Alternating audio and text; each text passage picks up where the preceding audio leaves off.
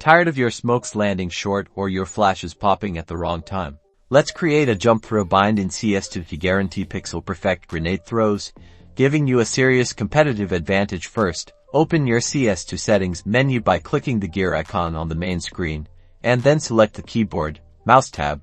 Next, you'll want to navigate to the bottom and find the bind keys section. Now, the key to setting this bind lies within the developer console. To open it, press the tilde key, which is usually located to the left of the number 1 on your keyboard. If the console doesn't appear, go back into your settings, find the Game Settings tab, and enable Developer Console. With the console open, type in the following command: bind your underscore key jump, attack 2. Jump. Replace your underscore key with the key you want to use for the jump throw bind. A popular choice is usually a key you do not typically use in-game.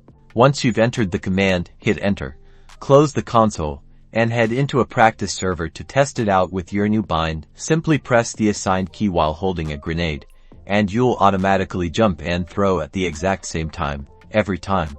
Mastering this bind will drastically improve your grenade consistency, helping you rank up and dominate your opponents. Subscribe for more CS2 tips and tricks.